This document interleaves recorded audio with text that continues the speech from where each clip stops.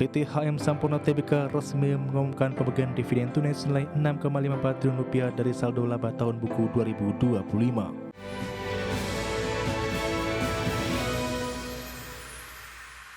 Pemirsa, PT HM Sampurna Tbk resmi mengumumkan pembagian dividen tunai senilai Rp6,54 triliun dari saldo laba tahun buku 2025.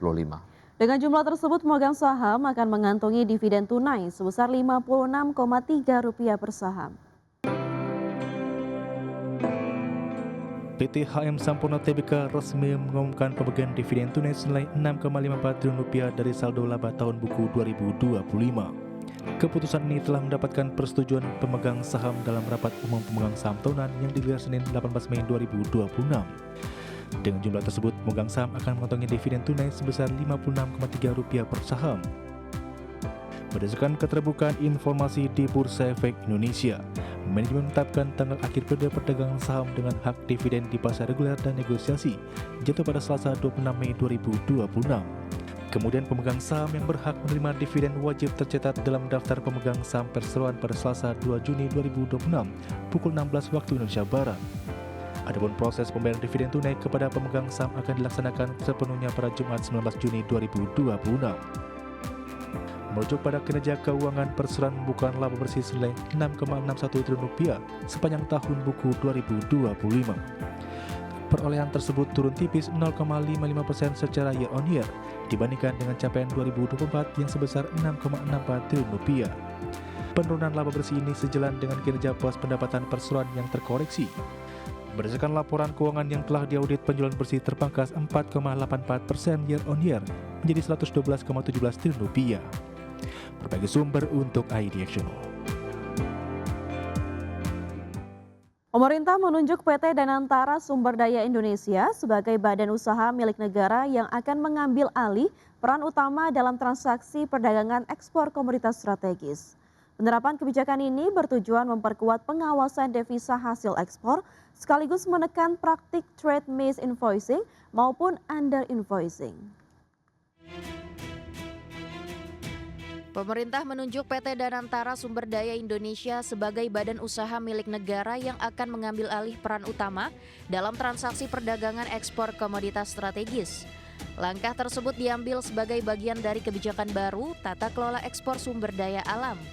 Menko Bidang Perekonomian Erlangga Hartarto menilai penerapan kebijakan ini bertujuan memperkuat pengawasan devisa hasil ekspor sekaligus menekan praktik trade misinvoicing maupun under invoicing. Pasalnya, praktik pencatatan yang tidak akurat selama ini memicu perbedaan data antara nilai ekspor komoditas sumber daya alam milik Indonesia dengan data impor di negara tujuan. Selisih angka tersebut berdampak langsung pada penerimaan devisa negara, stabilitas nilai tukar rupiah, hingga validitas data perdagangan nasional. Menurut Erlangga, kebijakan baru tersebut diproyeksikan mampu memperketat kontrol dan pengawasan aktivitas ekspor di lapangan. Nah, terjadinya praktek misinvoicing atau under invoicing, yaitu perbedaan pencatatan ekspor impor antara kedua mitra dagang. Artinya pencatatan Indonesia berbeda dengan pencatatan dari negara yang menerima produk di Indonesia, tentunya sangat berpengaruh terhadap penerimaan devisa, nilai tukar, serta validitas dan akurasi data perdagangan ekspor dan impor. Pada tahap awal, skema baru ini akan diberlakukan pada 3 komoditas utama nasional, yakni batu bara, kelapa sawit, serta paduan berbasis besi yang mengandung sejumlah besar unsur selain karbon, seperti kromium pangan, atau aluminium, atau ferroalloy. Selama masa transisi, perusahaan eksportir masih diizinkan melakukan transaksi secara langsung dengan pihak pembeli di luar negeri.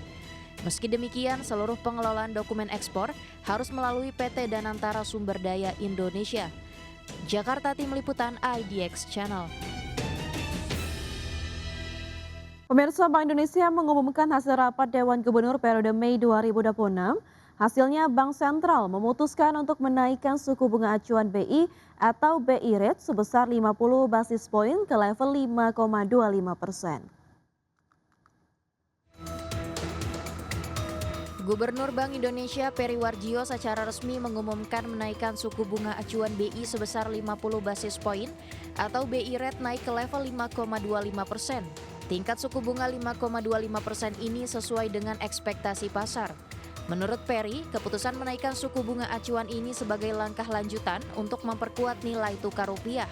Selain itu, kenaikan BI Rate untuk mengoptimalkan upaya sektor keuangan dalam menstabilkan nilai tukar rupiah di tengah gejolak global. Rapat Dewan Gubernur Bank Indonesia pada tanggal 19 dan 20 Mei 2026 memutuskan untuk menaikkan BI Rate sebesar 50 basis point menjadi 5,25%, suku bunga deposit facility naik sebesar 50 basis point menjadi 4,25%, dan suku bunga lending facility naik sebesar 50 basis point menjadi 6%. Perry menambahkan, kebijakan menaikkan suku bunga menjadi 5,25% ini sejalan dengan fokus kebijakan moneter 2026 yang pro stabilitas untuk mempertahankan ketahanan eksternal ekonomi Indonesia dari dampak global. Sementara itu, kebijakan makroprudensial terus diperkuat untuk mendorong pertumbuhan yang pro-growth. Dari Jakarta, IDX Channel. PT Medco Energi Internasional menegaskan komitmennya dalam memperkuat ketahanan energi nasional di tengah ketidakpastian global. Ya, melalui peningkatan produksi migas, pengembangan proyek gas strategis hingga ekspansi energi terbarukan, perusahaan terus mendorong pasokan energi nasional agar tetap andal dan berkelanjutan. PT Medco Energi Internasional menegaskan komitmennya dalam memperkuat ketahanan energi nasional di tengah ketidakpastian global. Melalui peningkatan produksi migas, pengembangan proyek gas strategis, hingga ekspansi energi terbarukan, perusahaan terus mendorong pasokan energi nasional agar tetap andal dan berkelanjutan. Produksi migas Medco Energi naik 18% sepanjang kuartal pertama 2026. PT Medco Energi Internasional membukukan produksi migas sebesar 170.000 barel setara minyak per hari atau naik 18% dibandingkan tahun lalu. Peningkatan ini ditopang oleh berjalannya proyek pengembangan migas secara disiplin dan sesuai jadwal. PT Medco Energi Internasional menilai kemitraan jangka panjang antara industri dan pemerintah menjadi kunci dalam menjaga ketahanan energi nasional. Di Sumatera Selatan, pengembangan gas koridor PSC dan Sakakemang PSC terus berlanjut dengan target produksi perdana dimulai pada tahun 2027.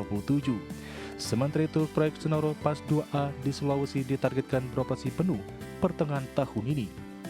Medco Energi juga memperluas bisnis ketenaga listrikan melalui pengembangan Ijen Geothermal, Batam IPP, dan Sumbawa Solar PV. Saat ini kontribusi energi terbarukan PT Medco Energi Internasional telah mencapai 26% dari total kapasitas terpasang. Perusahaan menargetkan angka tersebut meningkat menjadi 30% pada tahun 2030. Di sisi keberlanjutan, Medco Energi juga meraih peringkat MSCI ESG AAA yang mendapatkan perusahaan dalam kelompok teratas global di sektor migas. Pada tahun 2026, Medco Energi menargetkan produksi 165 hingga 107.000 barel per hari setara minyak per hari, serta penjualan listrik 4.550 GWh. Berbagai sumber untuk IDX Channel.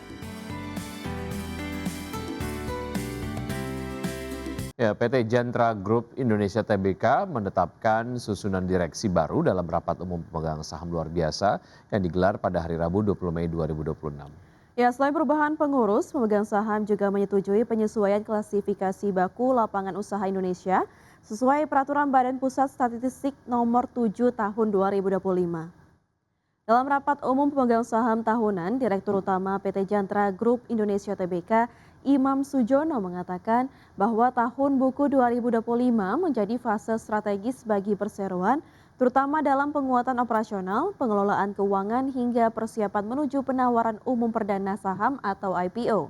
Adapun untuk 2026, fokus utama perseroan yakni mencakup penguatan kualitas sumber daya manusia, digitalisasi sistem operasional dan layanan pelanggan, diversifikasi produk serta ekspansi wilayah operasional. Di saat yang sama, perseroan juga mulai mempersiapkan transformasi menuju era kendaraan listrik dan kendaraan otonom sebagai bagian dari strategi keberlanjutan bisnis jangka panjang.